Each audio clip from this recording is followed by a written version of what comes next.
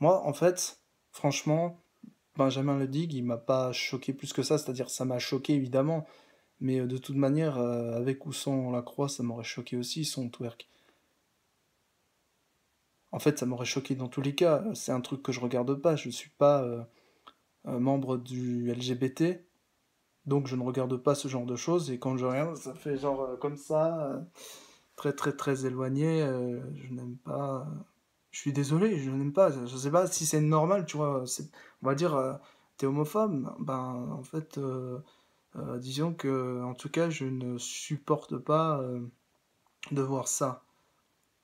Ça, ça me répugne. Ça me donne envie de vomir. Mais après, on va dire oui, mais parce que bon, en plus associé, bon, au symbole, mais même ça, en fait, je m'en fous. Je me dis, il fait ce qu'il veut tant qu'on le voit pas. Après, c'est vrai que s'il publie ça, bon, faut qu'il en assume les conséquences, qui est inassumable à 18 ans, complètement stone, drogué, hein. Il calcule pas. En fait, lui, il s'en fout. En fait, il ferait n'importe quoi pour n'importe quoi, et puis aussi après n'importe quoi pour finir sur TPMP avec Cyril Hanouna. Hein, c'est souvent ça le problème. Il est venu je sais pas combien de fois. Je sais pas s'il a été invité au final ou s'il est venu de lui-même.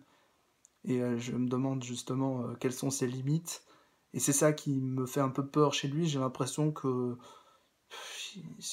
qu'il ferait n'importe quoi. Et en fait, c'est pour ça que je me permets de lui parler, non pas comme la plupart des gens lui parleraient en se disant mais qu'est-ce que tu fais et tout, reviens à la raison, parce que j'ai l'impression que la raison lui a échappé. Mais en même temps, comment veux-tu être raisonnable quand tu es complètement drogué? Mais faut arrêter de penser à soi, tu vois, faut arrêter de tout ramener à la pleurniche, au larmoiement perpétuel, c'est bon, à un moment donné. Moi, je me dis, en fait, c'est pour ça que j'arrive à le supporter, c'est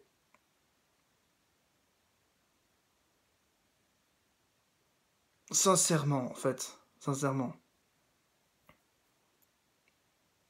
il faut toujours voir le bon côté des choses.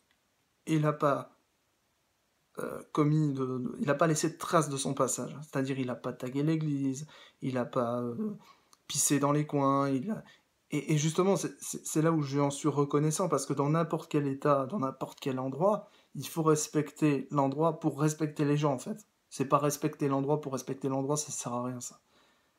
Il faut respecter les gens, il faut que ceux d'après puissent revenir. Je sais que dans certains cas, il y a certaines églises qui sont hypocritement ouvertes, puis ils aiment pas que tu joues de l'harmonium, du coup, ben, ils aiment pas que tu squattes, alors que c'est censé être la maison de tout le monde, en fait. C'est la maison du Seigneur, de Dieu, que disent certains. Moi, je n'en crois rien. Parce que ce serait trop, trop dégueulasse que Dieu ne soit qu'à cet endroit et que finalement il soit pas dans ton cœur. Parce que ta croix, tu la portes tous les jours. Et pas en tatouage, je rappelle. Parce que les tatouages sont interdits dans la Bible pour les chrétiens. Interdits, haram pour les musulmans dans le Coran. Les hava pour les juifs dans la Torah.